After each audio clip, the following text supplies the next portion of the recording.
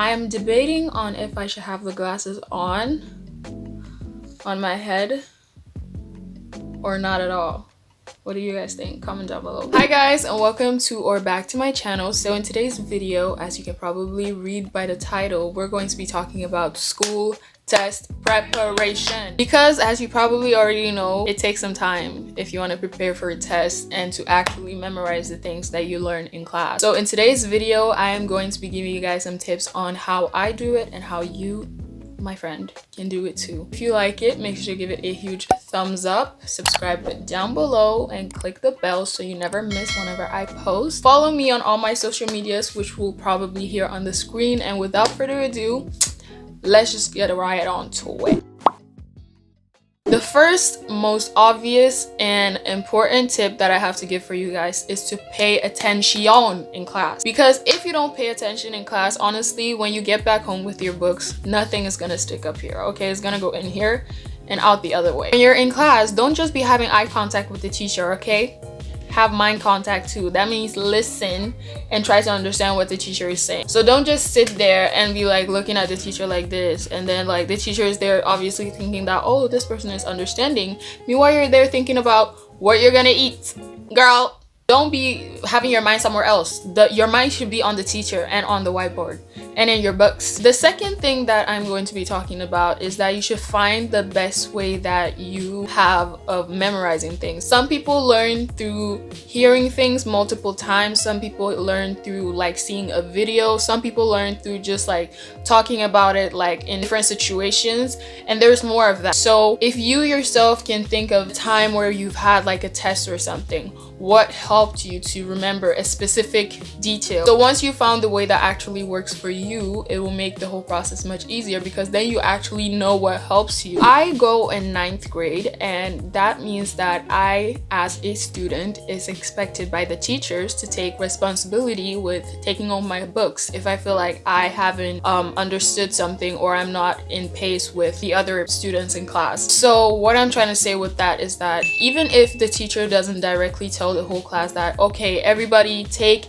page 34 as your homework for Thursday, then you yourself should know that, oh, I'm not feeling so strong in this particular subject or this particular chapter or whatever it is, and then you should have the responsibility and think that, oh, I should probably take the book home and then revise so that I'm in pace with everyone else in class, or I just need to get better in the section or the page that we're trading on. But you doing that is you first of all showing your teacher that you are responsible, and that's like a good thing for a teacher to know that, oh, that's a responsible student. And it's also good for you because then you get to train extra, even if the teacher doesn't say to the whole class that, class, we're having homework on Thursday. Some of y'all might get really mad at me right now, but it must be said. Do y'all know that meme, or is it just me?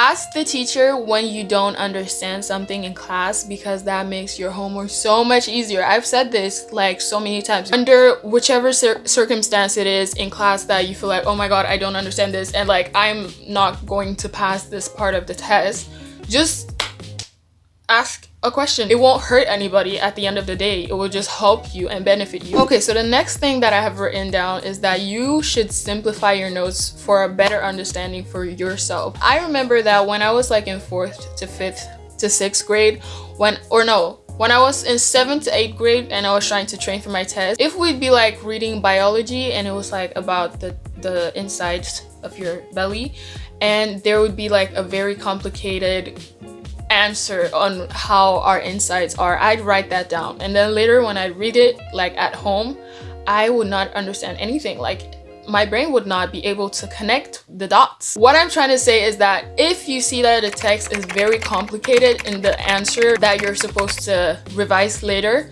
what you can do is that you simplify it. You simplify the text so that you yourself can understand it. Do as much work as possible during class, because that saves you so much time and energy instead of doing it at home. Like something that I realized now that I'm like getting older is that school is like a free time to just do all of your homework, so you don't need to do it at home. Do you guys get what I mean? Like, you don't need to take your books home.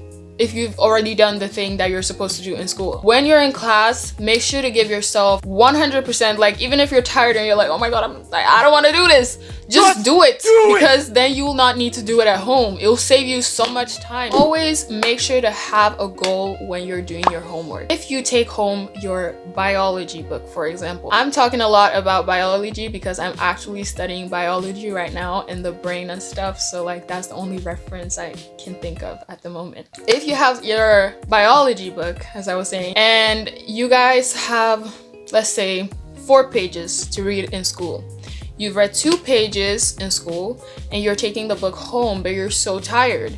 Put it up here that you're gonna read 1 page at least, because that makes your brain to be motivated. It's like when you fulfill a task, it releases something in your body, a chemical that gives you like a rewarding sensation, something like that. I saw it on a YouTube video. Even if you want to have the best result on a test, never overwork yourself, because that is just not good mentally for you. So a way of studying that I have actually found out that I'm trying out right now, and I think it works very good, is that if you say that you want to work, you want to study for an hour, you can divide that hour into 4. So 25 minutes you study, 10 minutes you take a break, and then so on and so forth throughout the whole hour, so that your brain can actually have time to take a break. And if it is that you've studied like French, for example, I study French, you studied French for the first 25 minutes, you take a break, then you study biology, for example, you take a break, then you revise the French.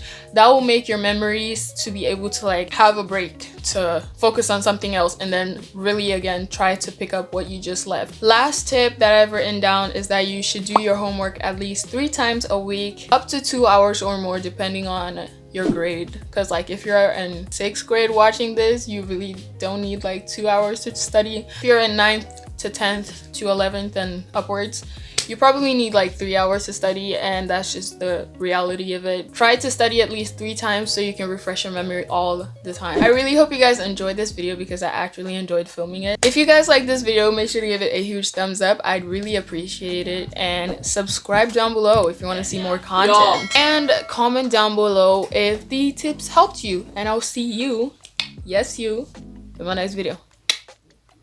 Peace.